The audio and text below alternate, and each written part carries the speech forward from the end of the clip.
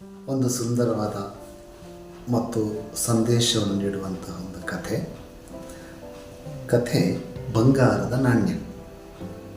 ರಾಜಧಾನಿಯಲ್ಲಿ ಇಬ್ಬರು ತುಪ್ಪದ ವ್ಯಾಪಾರಿಗಳಿದ್ದರು.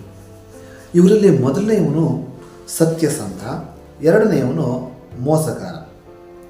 ಒಮ್ಮೆ ಮೊದಲನೆಯವನು ಪರ ಊರಿಗೆ ಹೋಗಬೇಕಾಗಿ ಬಂದುದರಿಂದ ತನ್ನಲ್ಲಿದ್ದ 1000 ವರಹಗಳನ್ನು ಎರಡನೆಯವನ ಬಳಿ ಇಟ್ಟು ಹೋದ. ಆದರೆ ಆತ ವಾಪಸ್ಸು ಬಂದು ಹಣ ಕೇಳಲಾಗಿ ಎರಡನೆಯವ ನೀನು ನನ್ನ ಹತ್ತಿರ ಹಣ ಕೊಟ್ಟೇ ಇಲ್ಲ ಎಂದು ಸಾಧಿಸಿದ. ಮೊದಲನೆಯವ ದುಃಖದಿಂದ ಬೀರಬಲನ ಬಳಿಗೆ ಹೋಗಿ ತನ್ನ ಕಷ್ಟ ಹೇಳಿಕೊಂಡ. 1000 ವರಹಗಳನ್ನು ವಿಶ್ವಾಸದಿಂದ ಅವನ ಬಳಿ ಕೊಟ್ಟು ಹೋದನೆ ಹೊರತು ಕಾಗದ ಪತ್ರವನ್ನು ಮಾಡಿಸಲಿಲ್ಲ. ಇದೇ ನನ್ನ ತಪ್ಪು, ಹೇಗಾದರೂ ನನ್ನ ಹಣ ಹಿಂದಕ್ಕೆ ಕೊಡಿಸಿ ಎಂದು ಬೇಡಿಕೊಂಡ. ನೀನು ಯೋಚಿಸಬೇಡ, ಹೋಗು ಎಂದು ಭರವಸೆಯಲ್ಲಿದ್ದು ಬೀರಬಲ ವರ್ತಕನನ್ನು ಕಳಿಸಿಕೊಟ್ಟ.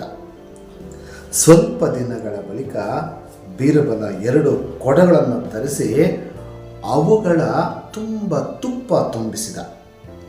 2 ಕೊಡಗಳಲ್ಲೂ ಒಂದೊಂದು ಬಂಗಾರದ ನಾಣ್ಯವನ್ನು ಹಾಕಿದ.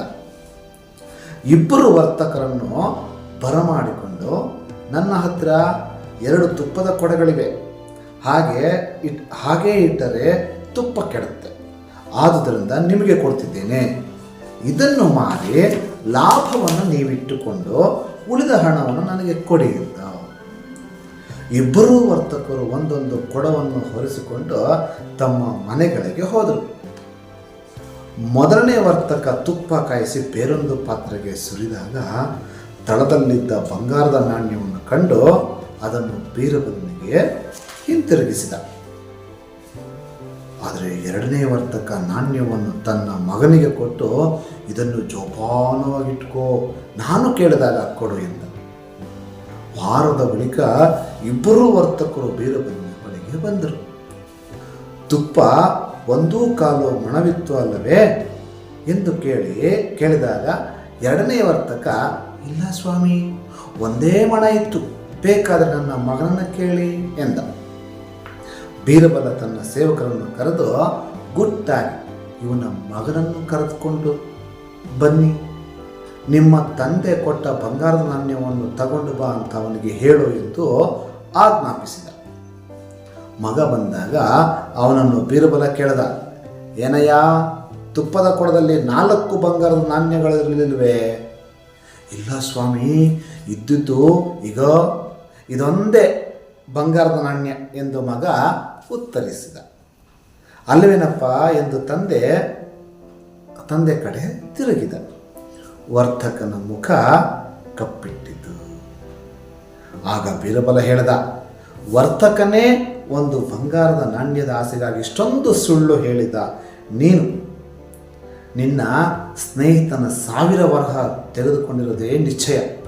ಒಳ್ಳೆಯ ಮಾತಿನಲ್ಲಿ ಅವನ ಹಣ ವಾಪಸ್ಸು ಕೊಡು, ಇಲ್ಲದಿದ್ದರೆ ಸೆರೆಮನೆ ಸೇರಬೇಕಾಗುತ್ತದೆ.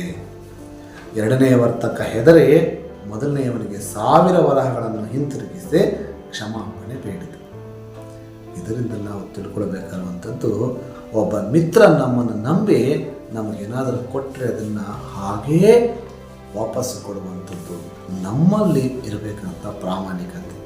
ಹಾಗೆ ಬೀರಬಲನ ಉಪಾಯದಿಂದ ಒಂದು ಅಪಾಯವನ್ನು ದೂರ ಮಾಡ್ತಾನೆ. ಉಪಾಯವಿದ್ದರೆ ಅಪಾಯವಿಲ್ಲ ಎಂಬುದು ಇನ್ನೊಂದು ಸಂದೇಶ. ಈ ಕಥೆ ನಮ್ಮ ಕನ್ನಡ ಸಾಹಿತ್ಯದಲ್ಲಿ ಜನಪ್ರೀತಿಯನ್ನು ಗಳಿಸಿರುವಂತಹ ಅನುಪಮಾ ನಿರಂಜನರವರು ಬರೆದಿರುವಂತಹ ಕಥೆಯಾಗಿದೆ. ಧನ್ಯವಾದಗಳು ಅನುಪಮಾ ನಿರಂಜನರವರಿಗೆ. ನಮಸ್ಕಾರ.